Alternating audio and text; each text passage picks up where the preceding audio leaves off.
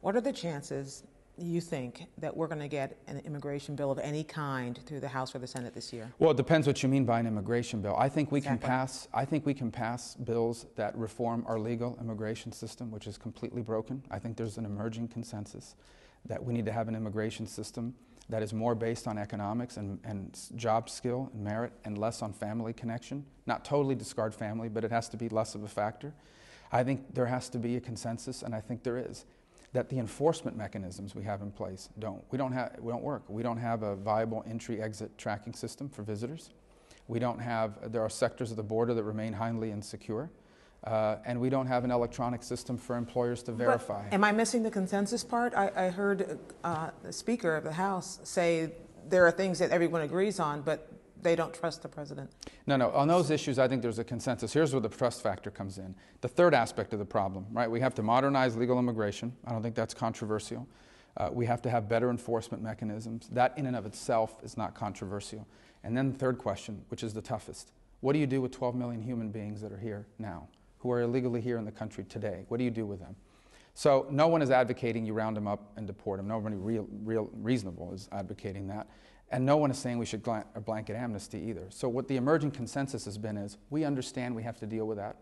We have to understand we have to create a system to somehow accommodate the people that are here already.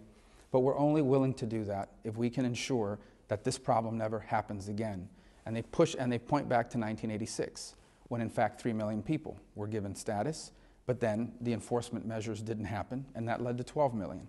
So the trust factor that the Speaker's talking about is the argument that I got last year when we were pushing on this. People would say to me, we agree with the outline of what you've put forth, but we don't believe that we think the president will simply ignore the enforcement aspects of the law. In the way that Ronald Reagan did? Is that what you're saying? Yeah, absolutely. They'd say that. They'll say that even under Reagan, they didn't enforce the law, and that this president wouldn't either. And as a result, you'll have the legalization, but you'll never get the enforcement.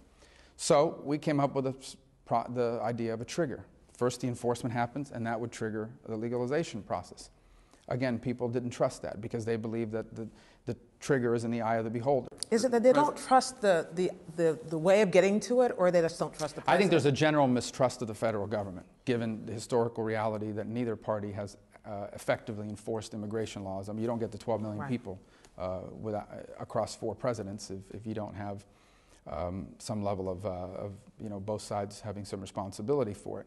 And then it goes beyond that. It goes to a distrust of this president. And the reason why is they'll say, and rightfully so, look at Obamacare, his own signature law. He is unilaterally picking and choosing which parts of it go into effect and which parts do not. So once again, just a few days ago, he waives another requirement of Obamacare. What if he does that to the entry-exit tracking system? What if he does that to the border security? So that's an argument to do nothing. That's an argument that's being used to say it's undoable under this president. My argument is, and continues to be, and this was my preference from the beginning. Now, the Senate began to work on a comprehensive approach, and I decided to work on that because I wanted to influence what it looked like and hopefully use that to create momentum to solve the problem. And I still want us to solve the problem. But the argument that I make is, why don't we start working on the things we agree on? And so people who resist that say, well, then you'll only do that stuff and you'll never get to the legalization part. But my argument is, if we start to do some of these things, I believe we can create the space, the confidence, and the momentum to finish the job. I don't know if that'll take 1 year or 2 years. I can tell you this issue's been out there now for 12 years. And I can tell you this all or nothing approach has not worked for 12 years. Now, we can continue the all or nothing attitude towards this, but I think you're going to wind up with nothing. And the problem gets harder to solve every year that goes by. It truly does. These kids, when they first started debating this, the kids that were brought here as youngsters, they're not kids anymore. They've grown up now. They've started lives and families, perhaps got married. The human part of this gets harder to solve as well because of these factors. So these are all things that we need to take into consideration.